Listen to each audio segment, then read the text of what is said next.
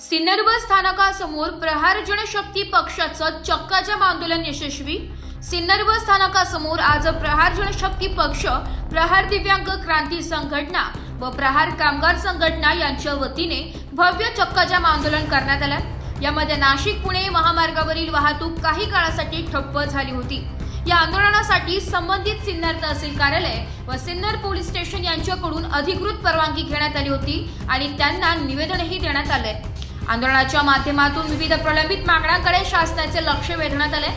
या आंदोलनाचे नेतृत्व प्रहार जनशक्ती पक्षाचे नाशिक जिल्हाध्यक्ष शरद भाऊ शिंदे व सिन्नर तालुकाध्यक्ष जनशक्ती पक्ष कैलास दातीर यांनी केले।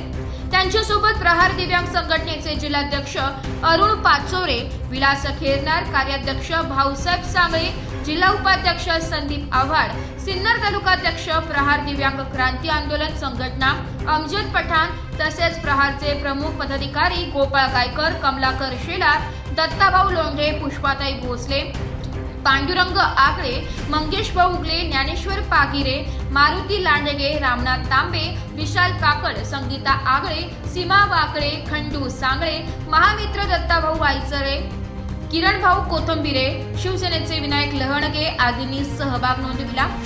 पोलीस प्रशासनाच्या वतीने PSI खेरनार, हडोरे साहेब, सालके दिडकर व कलकत्ते अधिकारी यांनी चोख बंदोबस्त ठेवला। प्रहारच्या शिस्तबद्ध आणि नियोजनबद्ध आंदोलनामुळे परिसरात शिस्तबद्धतेची अनुभूती होती।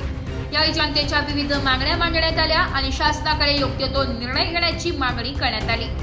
सशक्त माणसं आहेत, किती सशक्त माणसं घरामध्ये बसलेली आहेत आणि आमचे दिव्यांग बांधव रस्त्यावर उठून शेतकऱ्यांचा लढा लढतायत। ही अतिशय क्रांतिकारी अशी बाब आहे।